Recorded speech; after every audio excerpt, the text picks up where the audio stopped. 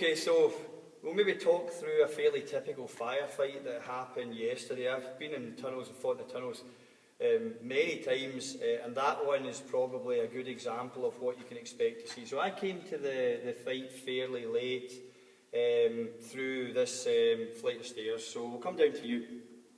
I spent the entire firefight basically just curled up on the stairs here with a pistol, just trying to cover two approaches on my own. In an ideal world, you would be in a much larger squad and you'd be able to sort of cover all the potential approaches, but that just doesn't happen in reality. Usually you find yourself separated from your own squad and you tend to just attach yourself. You become a mixed unit with anybody else in your team that you find. And so that was me. I didn't fire a shot here, I was just protecting. I must admit I felt really, really uncomfortable. Coming down into the room, we stepped into a bit of a firefight with Mike and Ryan, I guess. I was just me in this room. Ryan was actually in the adjacent tunnel, putting fire down on the guys at this end. This room's quite long. Now, what Al was saying about being low on the stairs, that's where I started, because these guys are on the lower level and they're firing up at our stairs, so I had to lie down to begin with to suppress them on there. As soon as I managed to at least hit one of them, they dropped back a bit. I wasn't sure what was happening at the end of the tunnel. I can see there's a set of stairs, so I know there's a way out, and I'm assuming, because I'm hearing noise and movement, that it goes left and right. My light wasn't giving me much on the way of this tunnel, but my first instinct was, they're going to be firing at the stairs, which are behind me, so I took this side of the wall and moved along it.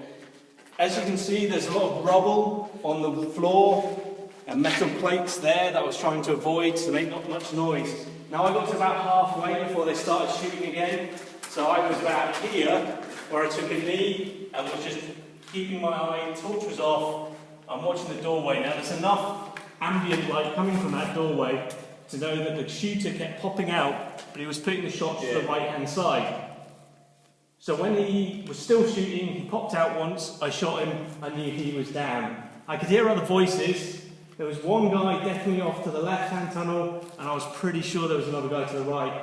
So now that he was down and he'd called hit, I moved quickly across to the left quietly, off to the right, sorry, and I moved up, keeping it as quiet as possible. Again, there's some water bottles here to take this corner. Now what I was waiting for was somebody on the left corner to show themselves, because I knew one guy was down on the right, and when they were shooting, they were actually stepping out quite far on the doorway. So I knew that if I was in this position, with my gun trained on this, that if I put the guns out, I could take one step and put a round in them, and it's the least they were expecting. They thought I was still down the far end, or at least halfway up. As it happened, a guy shot over to the left-hand side. I put 3 rounds in his back. He thought he'd been shot from the stairs with his own guys, but I cleared that. After that, we found out, unfortunately, they were our guys. They hadn't answered our calls. And there was guys here. Yeah, I think there was no way I was getting around this corner but at that point, because there was a guy over here, guy down the end, and another guy down the bottom where you can see the light. It's back to some of the points that Vincent's making. You really want to, even though it's counterintuitive, you really want to be closing the distance as quickly as you can, and you need to use any advantages you've got in that particular room. The main advantage for Mike was that they're in light and he's in total darkness, even from the top of the stairs. I knew Mike was in there, but I couldn't see him.